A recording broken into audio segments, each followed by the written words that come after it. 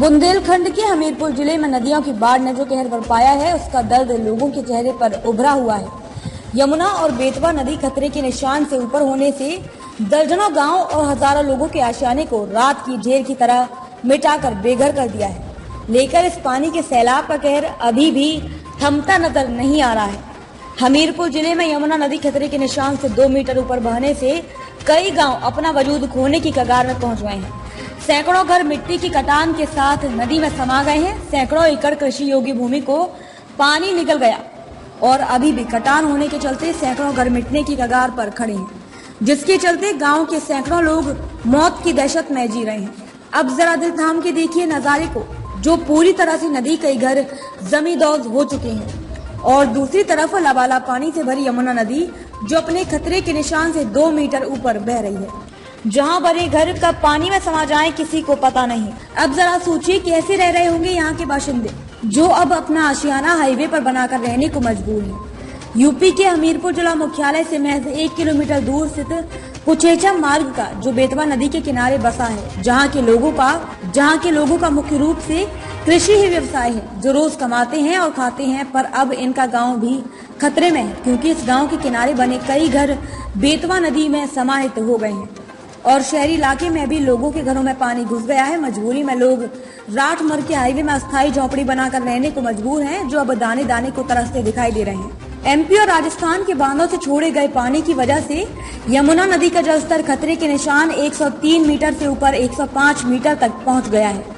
वहीं बेतवा नदी का जलस्तर खतरे के निशान 104 में पहुंच गया है, जिसकी वजह से बाढ़ की चपेट में लगभग 157 गाँव आने की संभावना हो चुकी है, जो प्रभावित देखे जा सकते हैं। इस बाढ़ के चलते जिला प्रशासन के माथे पर भी चिंता की लकीरें उभेर दी। हालांकि जिला प्रशासन के आला अधिकारियों ने गांव का निरीक्षण और अलर्ट भी जारी कर दिया है। कुछ लोगों को सुरक्षित स्थानों पर जरूर पहुंचाने की कवायद शुरू कर दी है। बाढ़ की चौकियां भी बनाई जा रही हैं, लेकिन अभी भी सैकड़ों लोग मौत के मुंह में खड़े जी रहे हैं।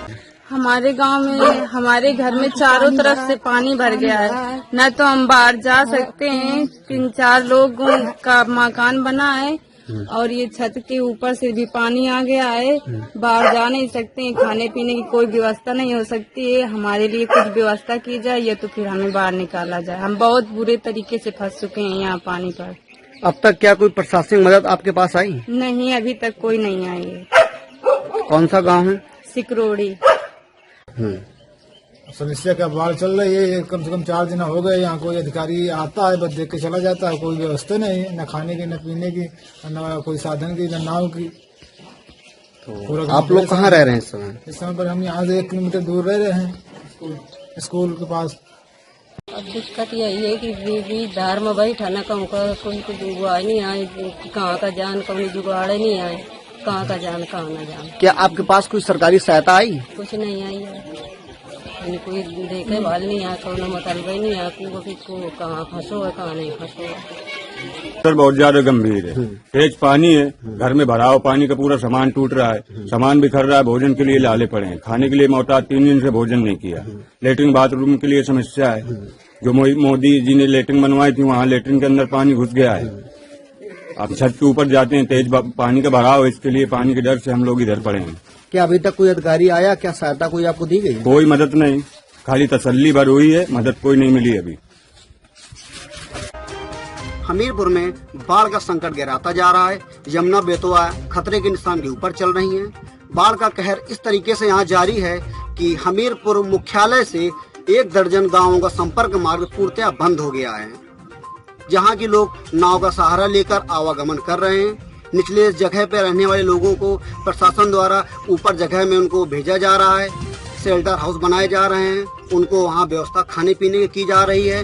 बाढ़ चौकियां बनाई गई हैं, रात दिन निगरानी की जा रही है कि किसी भी तरीके से कोई अप्रिय घटना न घट सके। हमीरपुर प्रशासन पूर्णतः इस घटना और इस बाढ़ से निपटने के लिए मुस्तैद है। हमीरपुर से अंकित पांडे। बेतवा और यमुना नदी में आई भीषण बाढ़ और बारिश ने बुंदेलखंड के लोगों की तो कमर ही तोड़ दी है। सैकड़ों लोग बेघर हैं और खुले आसमान के नीचे जीवन गुजार रहे हैं और कई गांवों में अपने पूर्वजों द्वारा बनाए गए आशियानों को उजड़ते देखना शायद अब यहाँ के बाशिंदों की नियति बन गई है। हमीरपुर उत्तर प्रदेश से अंकित पांडे की रिपोर्ट।